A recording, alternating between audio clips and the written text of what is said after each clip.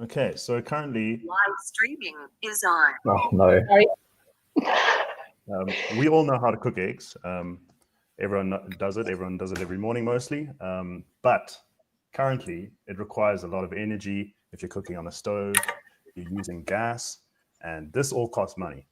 And it always takes you 20 minutes or so to cook an egg and prepare an egg, which is fundamentally a waste of time when there are better ways and cheaper ways to do it. So we've come up with a solution, Michael. We've decided that we found a way to cook eggs that does not require any excess electricity.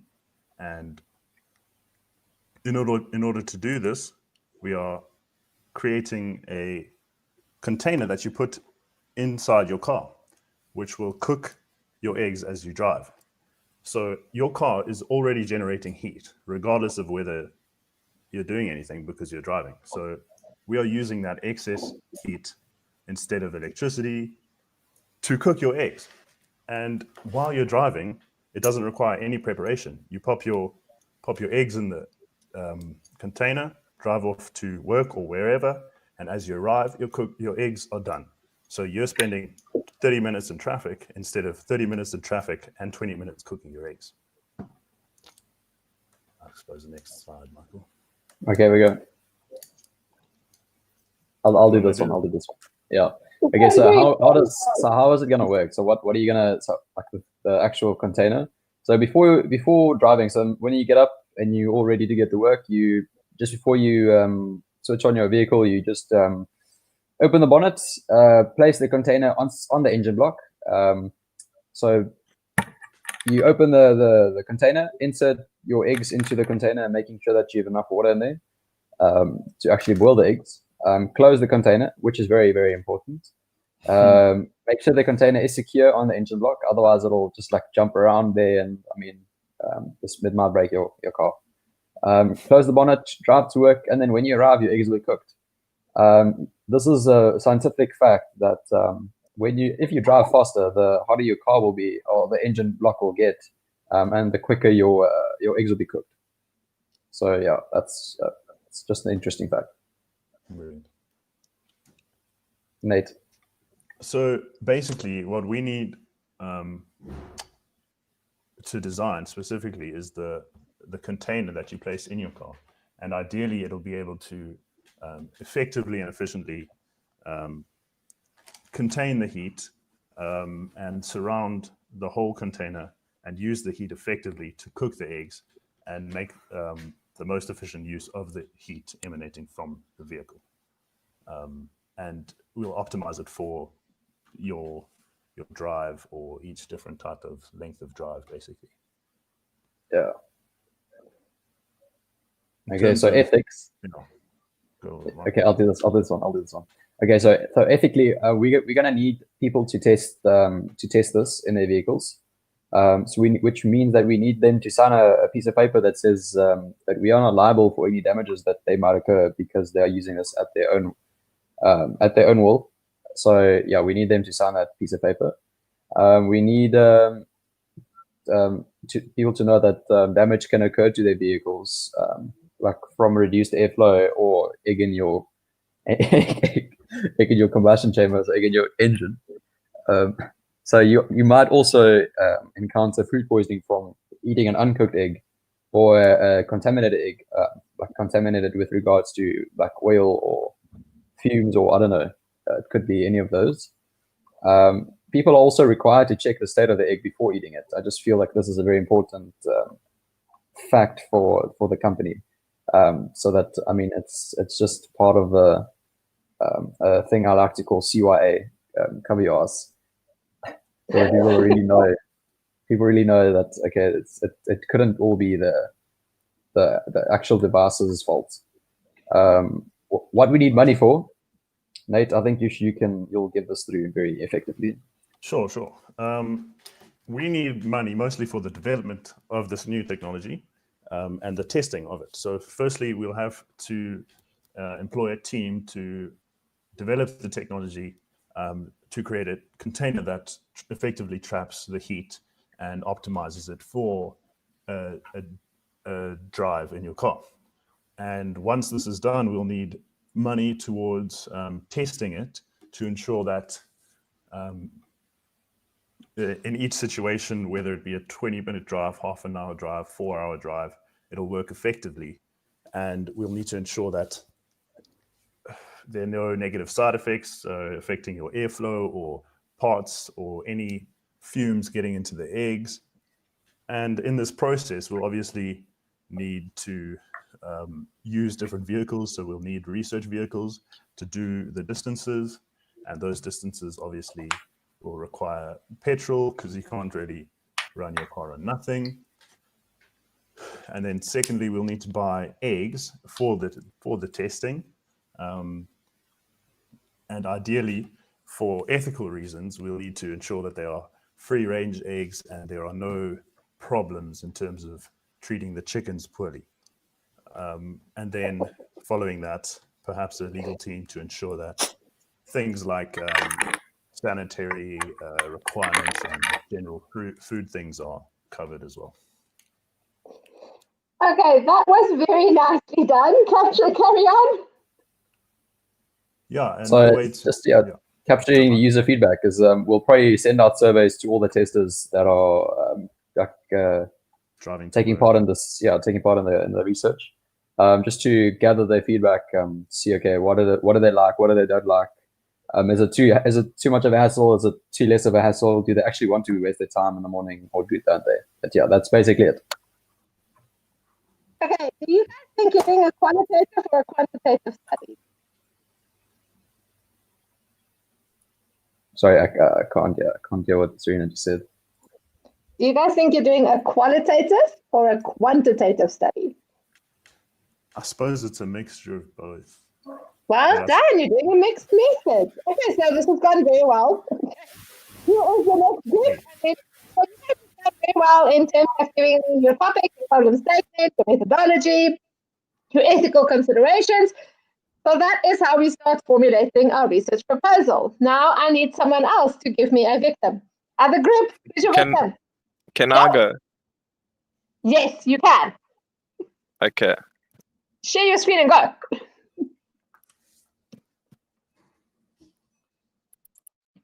Okay, can you see? Yes, I can. Oh, look how beautiful. Okay, go. Okay, so we're creating an ethical marshmallow. I'm all ears. Okay, so the current way marshmallows are made and why an ethical marshmallow is needed. So these are the average ingredients for marshmallows. It's just sugar, agave syrup, water, salt, and gelatin. So the problem is the gelatin. And why is it a problem? It's because it's obtained by boiling skin, tendons, ligaments, bones with water, and this comes from cows and pigs usually. So why is this issue compelling? So there's no reason to harm animals when there's already an alternative. So we could also start a trend if this project is successful amongst other sweet manufacturers to use agar when they use gelatin. And then there's also health benefits to use agar over gelatin. And then what do we already know about this issue? Okay, so the difference between the two, the gelatin would give it a creamy texture, and then the agar will give it a firm texture. So the justification of the texture doesn't really fit. And then also agar, in terms of health reasons, or what we mentioned before, it's got no calories, no carbs, no sugar, no fats. It's got fiber, free from starch, soy, corn, gluten, yeast, wheat, all of those things for allergy reasons as well. So it also helps people with allergies. And then in terms of manufacturing costs, it solidifies at room temperatures. So you don't need big freezers. So in terms of like electrical costs, the equipment that you need for the freezers and stuff, it will be lower. And then what do we need to know for this project? So why are the manufacturers using gelatin instead of agar in the first place? Is it viable for the alternative to be used? Would the consumers know the difference? Then how would we market the product? Because there's so many like benefits and reasons to use agar. And then what is the cost difference? Okay, and then the methodology. So we're going to develop the ethical marshmallow ourselves, and then we'll do a controlled test to see if people can tell the difference between the two. So we'll give them a normal like gelatin marshmallow, and then we'll have our ethical marshmallow and see if they can tell the difference. And then also we'll do taste tests with just the ethical marshmallow, just to see objectively if they like it without comparing. And then we'll also survey the manufacturers to show them the findings and also the cost reductions that they could implement into their business, because you use less agar than gelatin, so the cost is much lower. And then the intended audience would be consumers of sweets, kids and parents, and health and ethical conscious people. And then the type of study that we're doing, I think it would be quantitative. But yeah, that's the end of the slideshow. Okay, you guys are doing so well. So are you starting to see how proposals are put together and the reason for them, and that they are alive? They're not this stupid thing you just write up, and that your assignment will actually be a proposal. But this is how we put them together. So let's hear from the last group, and then we're going to go through the elements of a research proposal and why they are important. So the last group, who's your victim? I'll go. Wait. How do I share my screen? There's a little raise your hand button, and next to it is a screen with an arrow on it. I can't see that. I'll show you my screen. Oh wait, there's it. Sorry. I was looking at the wrong side. Okay. Can you see my screen? Yes. Okay. Cool. Okay, so basically we're doing ethical marshmallows as well, but I'll tell you what else is better. So basically,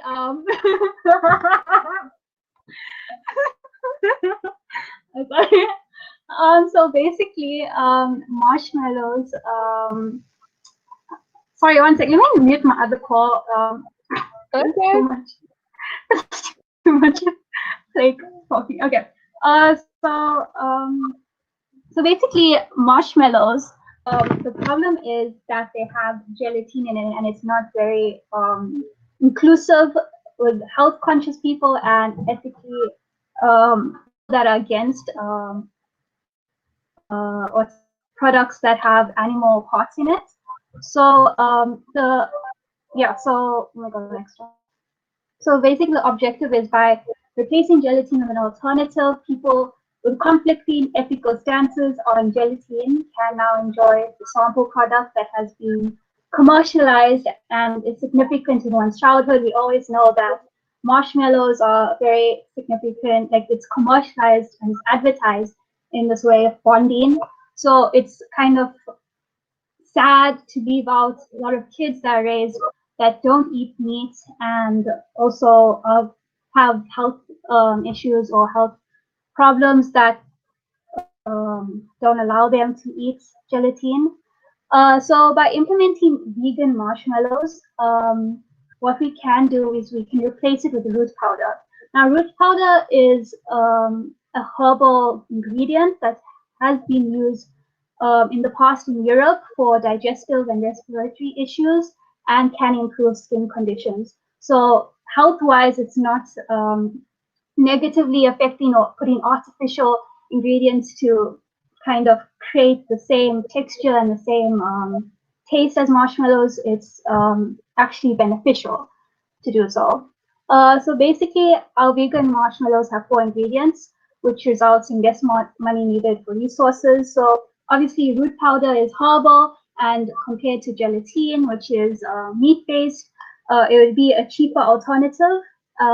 Also, as I said before, that the root powder has health benefits, so we don't have to really worry about the health aspect to it. In these days, society is very much shifting from just being loaded with sweets. They're more conscious with their health and more conscious of what they believe in and what they stand for. So our products should represent that, and that's what we want to represent through our ethical marshmallows. So obviously, Muslims are greatly affected by certain meats being included. in products. So it's not only going to help the health conscious people, but also certain beliefs and faiths that are against meat eating, and very strict about it. In this day and age, veganism in general is in high demand. It might not be fully mainstream, but people are starting to think about what they believe in, what they stand for. So marketing wise, it should not be a problem to push this product into the market and basically make the food industry more inclusive to various target markets. Yeah, so that's it. Okay, Thank you. so I think all of you did really, really well being chucked in the deep end. And I don't know if you've even looked at your textbook or anything like that. Have you? No. No. Okay, so I want to share my screen with you guys and I want to go through this with you. And then we're going to unpack it a bit more. But you all nailed it. And actually, Rowena, you and the other guys have completely different studies. And I'll put that out for you in a second. Yeah. This is the research process we're seeing here, where you identify your general study area, you choose your research topic, you formulate your plan and methodology. So in the research process, this is where you guys are sitting now. And do you see that there's this little arrow that keeps going back there? It's because as you start, and you guys, I saw you all starting to go back and looking at your topic, because as you start working at this, your topic inevitably keeps changing. Did you guys see this? So I'll get to that bit next. Then once you've done this, so once you've done your research proposal, you've gone to university and got ethical clearance, or in your case, Rowena, you guys are doing market research. If you had gone to a company and gotten the proposal approved and you've gotten the funding, you were going to go and make your marshmallow. Both the ethical marshmallow groups would go and make their marshmallows, and then you would give it to focus groups to eat, and Nate and them would go build their container and give it to a focus group to test. Okay, then you would get data back, and people will tell you, we love these marshmallows, this is an awesome egg container, or you killed 55 people with salmonella, but you'll get your feedback back, your data, and you'll get a chunk of data back. So research activity is after the proposal. We then go and conduct our study, and then we get our data back. And we then have to analyze and interpret this data. And that is something that also has to be worked into our methodology, but we'll talk about that when we get to that point. Because in our methodology, we also have to say how we're going to analyze our data. So some of you, one group there had a survey, that's a data collection method. And then there's data analysis methods where we can look for trends, like how many times people say delicious, or we can look for how many people we killed. We can look for trends in that. We then analyze and interpret that data. And interpret means we figure out what did we actually learn here. And we then write up a research article that we publish, and where we go, the container, the egg container for Honda Ballard 1995 needs the engine, because you have to be that specific. And then you're going to write up your findings, and you're going to go like, this is what we researched, this is how we did it, this is what we found. You can buy this, it won't kill you. So this is the research process. And how I plan for you guys to learn research is in a very practical way, like we did here today. Because if I had taken you through, this is a topic, do you think you wouldn't understand it? You need to grapple with it and work with it. So the next bit we have to look at is paradigms. So do you guys know what a paradigm is? No one's talking. Do you understand? Oh, what am I doing? I left off half of the slideshow. See, you missed me. Okay, so this is your proposal. I'm sorry. It's what you want to research, which is your research topic. Why it is important that it is research, which is your problem statement. What I want to prove and find with this research is your research objectives. How I'm going to prove it is your methodology. And under your methodology also finds how am I going to do it in an ethical manner. I need this money. It should take me this long. Is this making crystal clear sense to you guys? Someone has to talk. I can't see your screen. I'm looking at my screen. Yes, it does make sense. Are you okay? Do you feel comfortable with this? It should feel easy if I did this right. Yes, yes, it was easy. Like it feels much better now because we actually got to see the rest of the slide. Yeah, sorry about that. I get better as I go. Okay. So once that bit is finished, you're going to conduct your study, gather your data, analyze your data, and interpret your data. Okay. And then you write your article. And that is the whole research process. And it gets quite fine-grained, and you have to go into quite a bit of things there. But if you look at what you have to do in INRS, if you go look at the module outline, the introduction to INRS is the research process. And what you're seeing here is the research process. And it's how research is conducted over and over again. So I want to show you guys something. I'm just going to switch to another thing here. So I'm going to show you a study I'm currently working on with the University of Cardiff. I'm just waiting for it to load. And I want to show you exactly what we are doing and how closely it looks like to what you guys were doing. So do you see that if we're going to go in here, we're doing the exact same thing. There's our literature review. Here's our methodology. Here's the questions we want to ask for our interview. So we're very much busy with our proposal.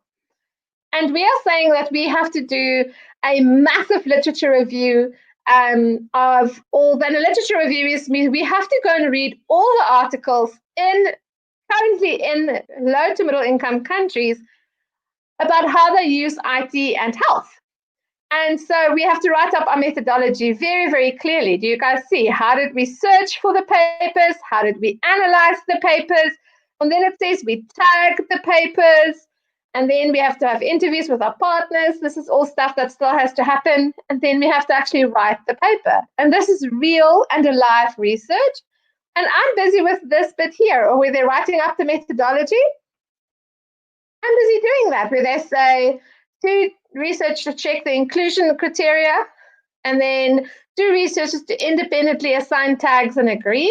So I know that sounds a bit Greek, and I hope you guys never have to go through conducting like a literature review of all the literature. It will make you want to die. But I'm going to show you that exactly what we've written up there is exactly what we're doing in our methodology. So this is my bit, and all the papers are tagged by both me and someone called Miriam. So to what happened here? Where's Miriam's? Oh, there they are. Thank God. Okay, so did I just say a bad word? Live on YouTube. Okay. But this is both of us tagging the papers, following exactly through what we said in that methodology. This is me, ST, and then Miriam either agrees or disagrees with me on what we said. And then the papers that have notes in them is where we're saying we're going to keep this paper or not. So that is a methodology truly coming to life. So we are doing our proposal and our methodology and sort of working at the same time. But we are submitting this to say we need to conduct the study. And the reason is we have no idea what IT is used in South Africa and Africa as a whole to support medicine in rural areas. We need to do this because we have huge infant mortality rates. Kids are dying, like an insane amount of kids are dying. So we are going to go read all the papers currently available about what tech is being used so that we understand what we're doing. That's bits here, and we're currently reading all those papers. We are then going to write a paper saying, these are all the papers that I found. We're then going to go build our technology based on what we know that South Africa needs. We're going to implement it and we're going to test it. So do you guys see that research is alive and well? That you're looking at a study that follows the very same steps that your study is following. So if I go back here, if you're going to go look under general, I just don't know where all the files are saved because I'm not in all of it. But you will see that there is everything. There's our project proposal that we submitted. And I wonder if I'm allowed, if this will actually open nicely. But this is our proposal that we submitted for a study that we want to conduct, exactly like you guys have just gone through. And you're just going to see that this proposal is going to look a bit different because it has like 5 million researchers in it. But you guys see here we're doing a proposal. And I want to make this a bit bigger.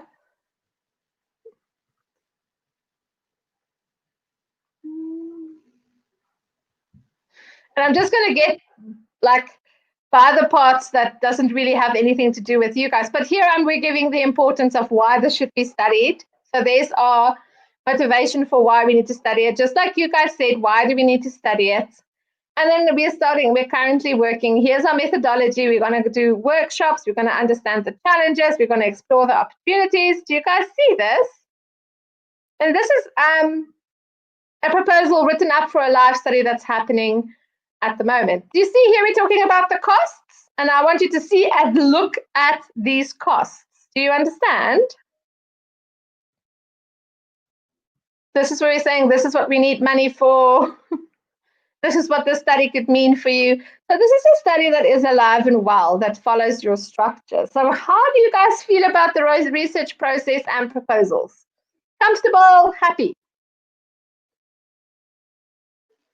Or you want to vomit in the dustbin?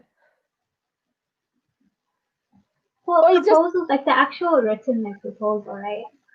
Yeah, That's proposal is an basic. actual written document. Yeah, but that wouldn't include the tests and like the tests that you want to implement or stuff. That would just be just like the main idea, the main objective, and why you want to push it. And, Your proposal needs to include your entire methodology. So okay. I'm going to show you the draft for my PhD proposal, but if you laugh, you will die a painful death. Are we clear?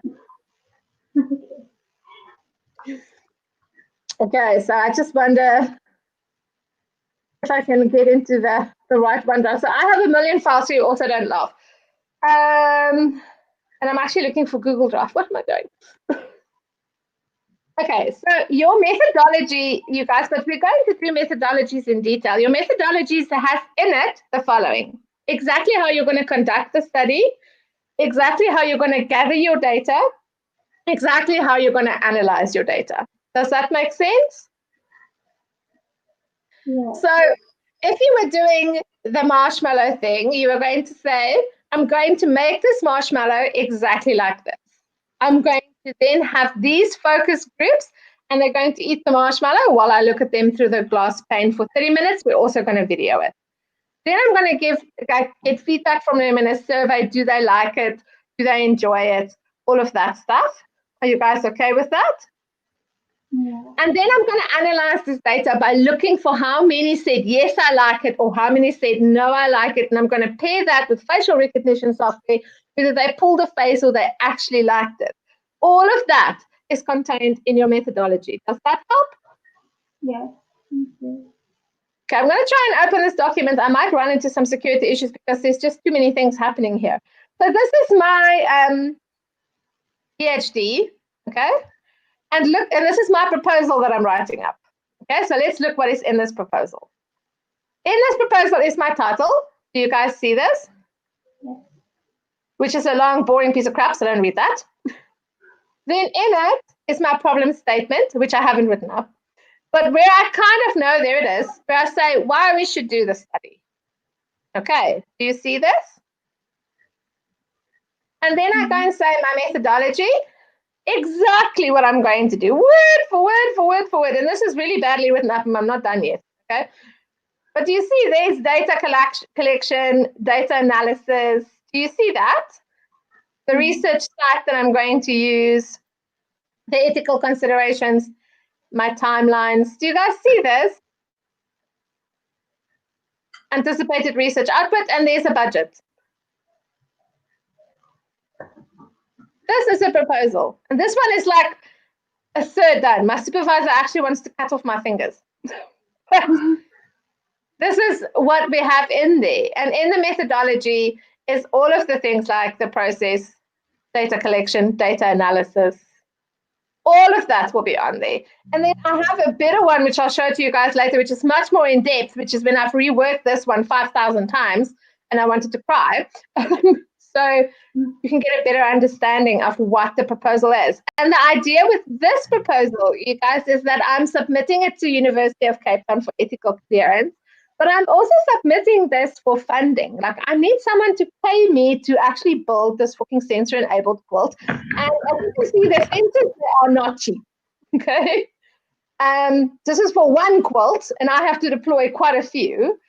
So I need funding for this. So I'm also have submitted this to the HSRC, the Human Health Sciences Research Council. I'm also submitting this proposal to them for funding, and Telkom is funding me.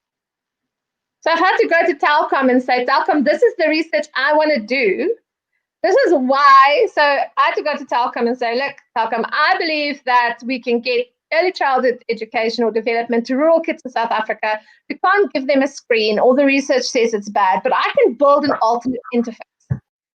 Okay. And then I tell them, this is why I want to do it. And it is because in South Africa, like between 0 and 3-year-old, around 17% of kids get access to ECD. And if you don't have ECD, you have a 50% chance of not making it in school. And this is well researched and all of that stuff. And because of inequality in South Africa, we're still pretty much screwed. This is what I want to do. I want to build this thing. So I'm going to build it. This is what's going to be in it. I'm then going to deploy it. I'm then going to collect this data from the thing. I'm going to analyze it this way. I'm going to do it here. I've just changed to sweet waters from Matuba Tuba. Matuba Tuba was just too fair to drive. I'm working with kids, so I have to think about a lot of things. And there is power imbalances between me and the community, and I have to take care of that. This is how long it's going to take me. This is what it's going to cost me.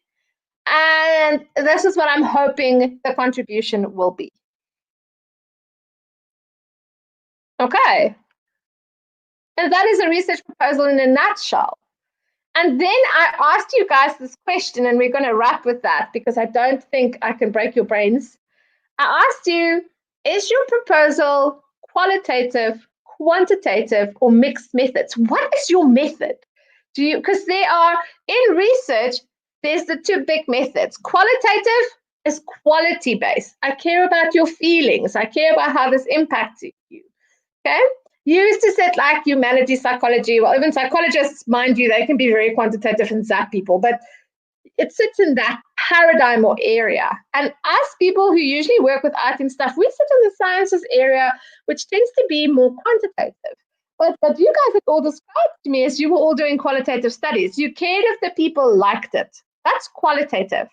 If you were going to take those two marshmallows, agar and marshmallow root people, if you're going to take those two marshmallows and do a density and pressure test to see the difference in structure, you did a quantitative study. Do you guys understand?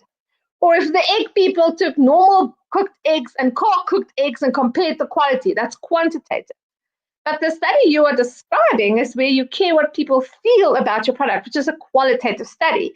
And we measure and analyze these two things completely differently.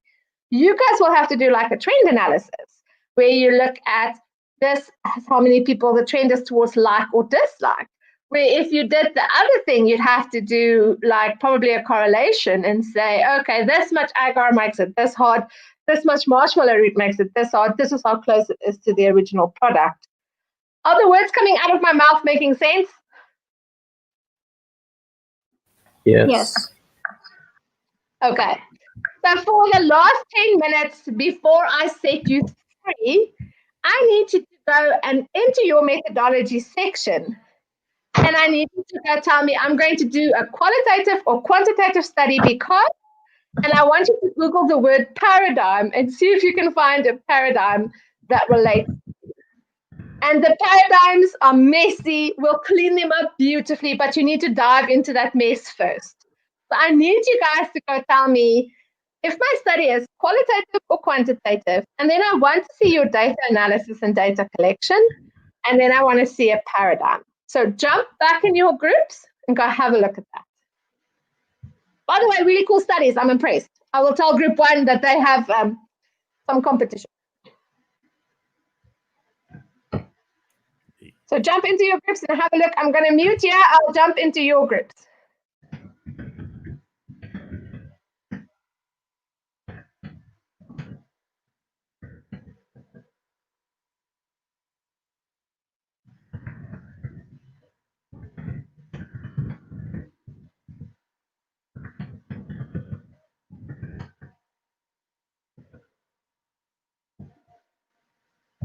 Hello.